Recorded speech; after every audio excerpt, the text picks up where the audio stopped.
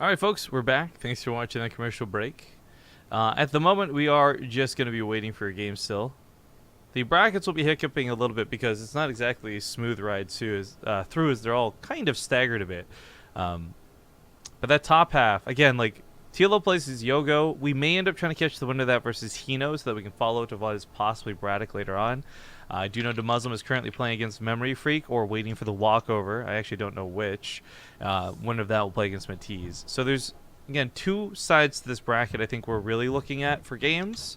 And I've actually just been invited by GunGFuBanDa. Who's he playing against? I didn't realize he already had an opponent.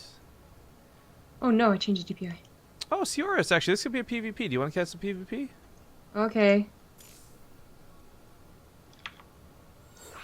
PvP is P for pun, which is very close to fun. Oh, wait, ZVP. Sorry, wrong player. Got confused. Alright, ZVP is fun. Yeah. I mean, this is fine too because, again, for me, we're looking to try and find the players in this that are going to be making it to the qualifiers and through the qualifying rounds. Actually, is this a qualifying match? I don't think so. No, this is still best of 3. Yeah. Close though. We are already close to the round 4. No, it's fine. We can just go.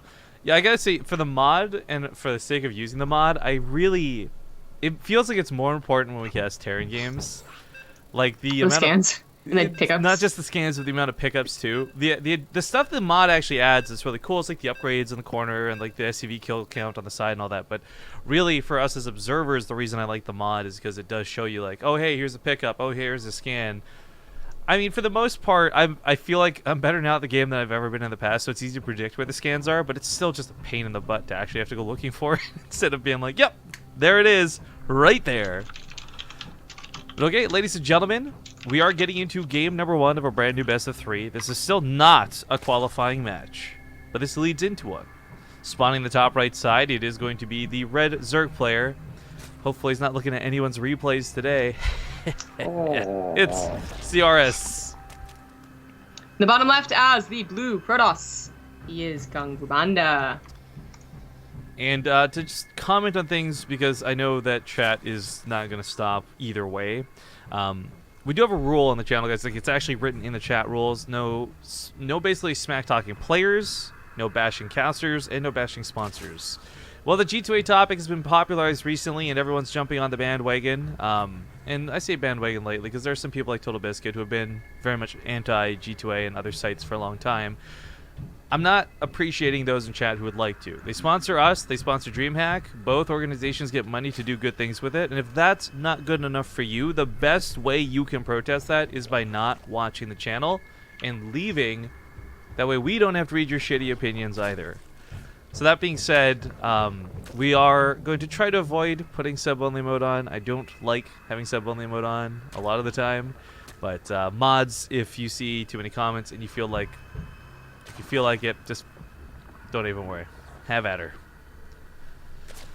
But okay, skips to the third once again very quickly. We talked about the community update, actually, briefly, moments ago. A game series ago, actually. And one of the things they were talking about was originally there were rocks on this path, right here where I got the highlight.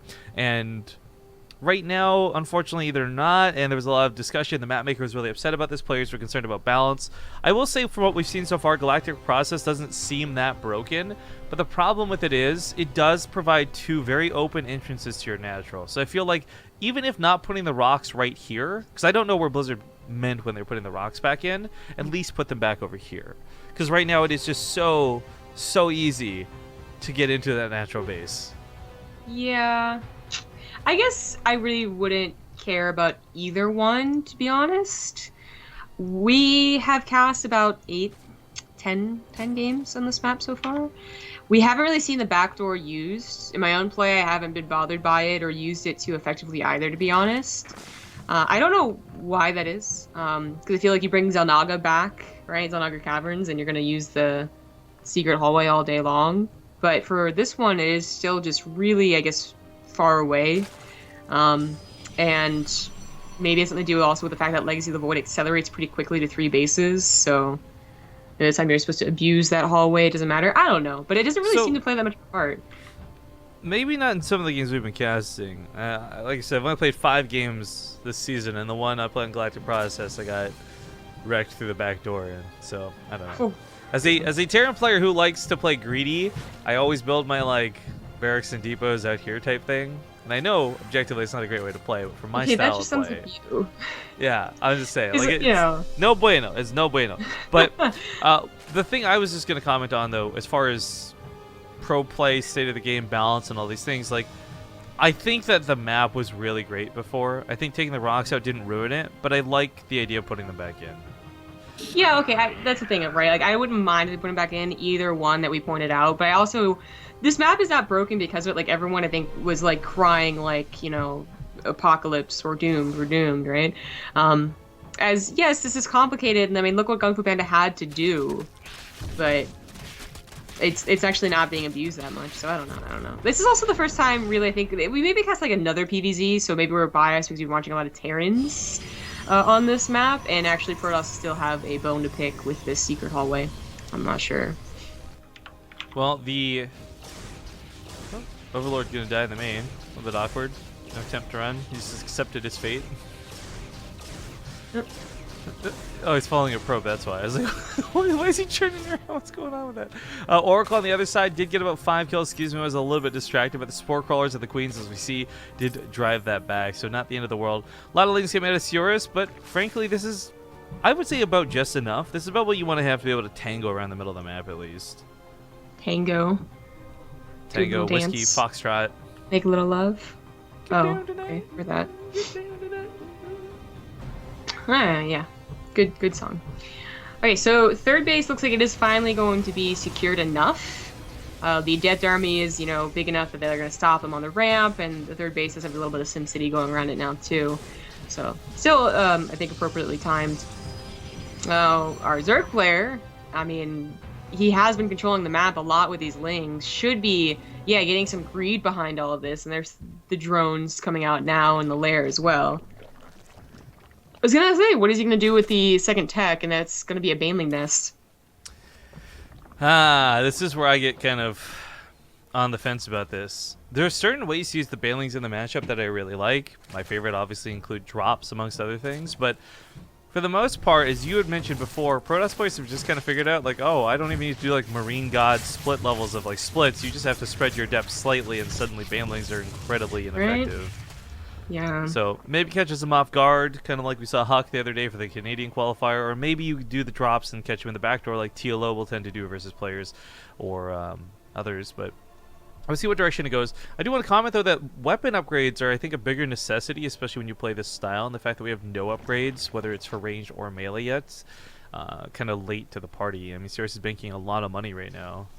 Yeah, from some other builds where they get +1, like, right off the bat, it is comparatively pretty late. But it's at least going to be made up a little bit by the fact that it's a double evolutionary, not just the one. Yeah, going into Lurkers, definitely expected. But yeah, you're right, it's really right about the Banelings being kind of like, once upon a time, I feel like when Dark used them and everyone's like, oh my god, they're the best thing ever, they were actually the best thing ever, and you had Snoot going like 100 Banelings. Yeah. But, more recently, like, yeah, Adepts, you know, and now they're no longer so surprised by Banelings. They can split and they can get better compositions. You know, we see Blink. Blink haven't ever really fallen out of style. You could go Blink or Charge, Immortal, whatever. But even more so coming back because it is a better thing to have in a lot of cases than Charge or Resident Enclaves. So you can actually, well, first of all, take a few more hits from the Baneling, but also split and micro. So see that on the way for GunGFuBanDa. Also see a robotics bay though. I guess for disruptors, I guess. But it would be cool to see the Colossus also making a comeback.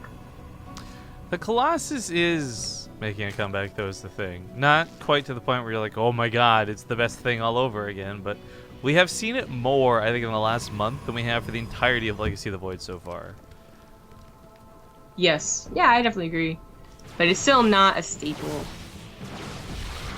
Oh, that's a lot of gateways coming down. GunGfu might be looking for an attack. I mean, he can kind of control the map now. Things have swung back into GunGFuBanDa's army favor. And of course, he can also use these ramps to his advantage as well if he does have to retreat. But certainly taking advantage of the time here, because once Sioras has like, 15 lurkers, I mean, then your time's kind of up. But no lurker den on the way, so it would be a long time for that anyway. It is just Ling Hydra with only a small amount of banelings.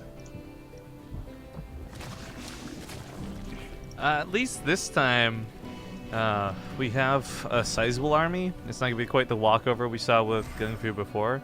No offense to Denver or anything like that, but it was a really just disgusting gateway fight to watch have happen. The Warp Prism just got picked off with units inside of it. That kind of sucks. And while we aren't going to see Colossus just yet, we do have some Disruptors on deck, and Disruptors will certainly be the explosive force of devastation that will take out clumps of units sitting here idly by like this. Looks like the back door gateway finally being used for the first time in one of our casts. Yeah. Makes sense. I do like this use of it. Is it the worst thing in the world for Sioras? I don't think so. But... Did you hear that? No. Okay, good. The worker guys are laughing like horses. I have no idea what just happened, but three of them walked by my window going. So okay then. I hate this. I hate people. The anxiety I have of them just being here all day. All right. Okay. Warp Prism pulls back. I'm sorry, guys. For those who don't know, there's roofers redoing the roof, and it's just giving me the worst time. Warp Prism pulls back, which is interesting because I wasn't sure if Sioras had seen that necessarily, but I guess he just kind of guesses that it's safe as he sees a big army in the middle of the map. Either misreads this entirely, says, "Wow, he's got twice the army size I thought he did," or alternatively just knows about the recall. A lot of lurkers coming in now too, and that's where those disruptors are gonna be really nice. Sometimes at this point in the game, we'll see an immortal count that is seriously like 7 to 10 high. But because it's not, there's not going to be any direct engagement possibility for GunGFuBanDa, and he is going to have to play that sort of precision game, that bowling with the disruptors.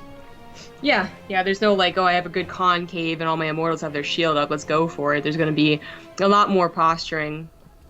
But he is at a good disruptor count. 6 is, I think, definitely like, it's like almost perfect. It really depends on the style of the player after that, if they want to go up to 8 or 10. But 6 is pretty good for continual attacks from the disruptors. I sees the lurkers, which they took their time getting here, but they're here and they're defending the 4th base. He could probably go for the 5th, especially as he distracts the main base. Yeah, that's a pretty big Warp Prism attack with the Adepts here. Half of them transfer through to the Natural, so twice the damage is going to get done. Disruptor is going to chunk away at these clumped of lurkers. This is a problem we see fairly common when we're casting Guru, so we know how that could turn out. It makes no sense that the lurker burrowed would suddenly flip in the air 4 times after being hit. Like, no, it kind of does. Like, you ever pop a Zitz? No, it's not how that would work. Yeah, the force to push it out of the ground, with how big the lurker is and how heavy it is, would probably be enough to also flip it. I don't think you're forcing it out of the ground. I think you're like, it's like someone is like burrowed underneath ice and you throw a grenade on them. Well, so that's the thing. You're assuming it's a small explosion. We don't know the impact of the purification of it, but you got to consider. If you threw a nuke on someone underneath snow, they still wouldn't pop out and be like, waving. What do you think a mushroom cloud is, Amigo? A lurker. Well, there's probably a lurker caught up in it. It didn't go so well for GunGFu because unfortunately, Lynx came in. Asterisk on that though, because he gets some really good follow-up hits. Okay, never mind. GG, GunGFuBanDa takes game number 1. The main base also still hadn't been cleaned up quite yet, but yeah, the Lynx came in, killed the disruptors, but he still had a big enough army, I suppose. I gotta say the passiveness from Sioras, regardless of how the final fight went down, was just not the greatest. Yeah, he bulked up a huge army. Lots of Lings, lots of lurkers, and it's something that maybe he thought would have been the better way to fight that, but not with the way that the ebb and flow of the game went, I guess you could say. But okay, that's game 1. We'll see what game 2 looks like with this. Lots of people still been requesting the Muslim games. We know, guys. There's a lot of players, they've got those names, they've got the fans. We know. There's 3 people that are being severely held up in the brackets. Well, so I think that might just be the bracket not getting updated, though, because like I hope so. The Muslim's in game right now, and I'm pretty sure he's playing against Memory Freak. In fact, the score there is updated. It's just not advanced for some reason. Oh yeah, they did that yesterday. Yeah, well. Invite. Please all. There we go. Anyways, thanks for joining us on day 2 here for the WCS Summer Qualifiers for Europe. This is, of course, also known as the DreamHack Montreal Qualifiers. I will be the first to say it's certainly confusing that they've branded this way. Not that it was, I think, DreamHack's choice, but I don't know. Like, WCS, stop trying to make fetch happen. You know what I'm trying to say? Stop it. Just call it what it is. DreamHack Montreal. Really, the tagline is WCS. The main event's what DreamHack is. Exactly. I just messed that up all over the place. And of course, once again, we will have coverage of both the North American and the European qualifiers. Fear Dragon will be back again tonight to cast more of the North American ones. Did you catch any of the NA broadcast, by the way? Some of it. Did you see Fitzy's here's games? No. He was doing these like in-base like macro hatcheries on the top of the ramp like so fast, and I was just like, what? Huh. Okay. Anyways, the North American games are always very, very different. And some can be entertainingly bad, some are just straight up good, depending on who's playing.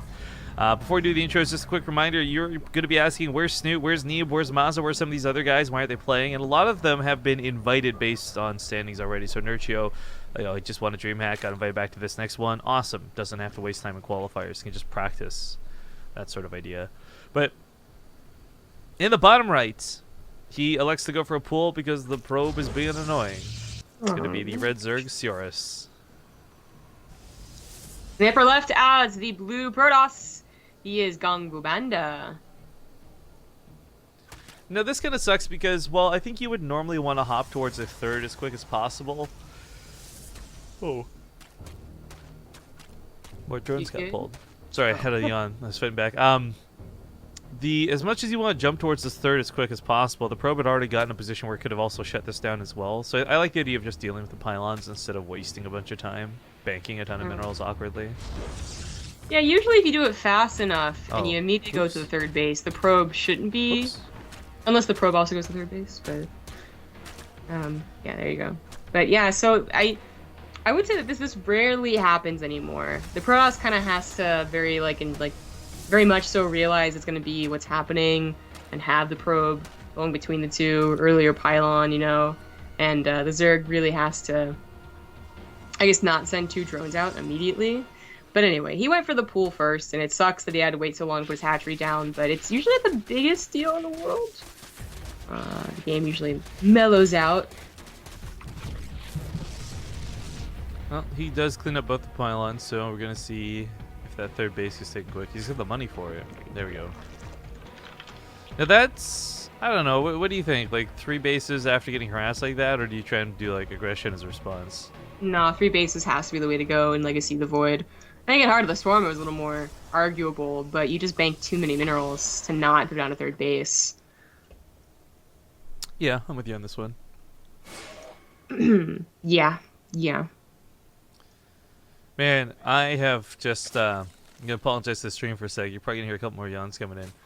The other problem with the roofer folks is normally for the last 2 years of casting, I've been able to wake up at any time to cast anything, and everyone's always like, how do you do that? Because you don't drink coffee and blah, blah, blah. Usually just because I have naps afterwards. But these last 3 days have taught me that functioning without either caffeine or naps is not such a good thing. Yeah. I'm really surprised that you have roofers coming in that early. They start at 7 a.m. No, sorry, excuse me, 6:30. Yeah, that's really quite extreme because, I mean, well, I'm not going to say, like, they can't get up at that time. It usually is they're pretty considerate about the person they're roofing for. Well, so this is where I think I understand. I don't know about where you live, but there's noise laws, so they can't use power tools after, like, 5 p.m., for example. So not only do they have to start earlier, but it probably helps beat some of the sun, so you get some of the work done before it gets too hot out as well. I know that when I was security guarding, I enjoyed the night shifts for that reason. I don't know if we do, to be honest. I'm guessing not, just because we don't have any construction around. You know, it's a very small scale of construction if it is. I know New York does, but even they, I think, would go longer than 6:30. I don't know. That sucks for sure. Toronto was doing a lot of construction in the city when I was staying with Krista, and that kind of sucked. That was really bad. They had like 2 a.m. jackhammer up on the building. That's It was like- like, cool, great. It's like city people. You know, they actually can't go to sleep without all that noise because they're so used to it. Right? Ugh, city people. City people. Ugh. Poor people, too. Am I right? Just kidding. Zombie grub. Well, if you're city people... No, never mind. Go on. I feel like city people usually means like middle, income, not poor, but not really rich either. That's just what I imagine. Because I imagine my cousin Vinny knows people from New York. Rude. Why is that rude? Like the Constantly. blandest thing I've ever said. Alright, so the links get pushed off this pretty easily. It got a little bit scary because the adepts started to go down pretty quick, but with the warp-ins, now Gateway's established, and another photon overcharge or 2 up his sleeve. Not too bad. He'll catch the probes transferring, though. What a map hacker to hit that timing. Or maybe he's just a little bit lucky. Either way, there's continued aggression coming where that came from. This one's going to be paired up with Roaches and Ravagers, and this is where an overcharge alone will not be enough. He's going to need units. Unfortunately, with the Gateways only just coming down, GunGFuBanDa may have been caught in that timing before he was ready to deal with this. Because right now, frankly, he's not ready to deal with this. Yeah, this is actually quite a powerful attack. I mean, I like it. This is like the attack I was talking about when we were casting the last PvZ, instead of the 2 base attack, or actually 2 PvZs ago. Anyway, I think it's a little more powerful, and it has a little bit more of a comeback potential if you do manage to do a lot of damage. But trying to break through the natural doesn't have a lot more lings here, but there's just nothing for GunGFuBanDa. No, I mean, even one last overcharge, okay.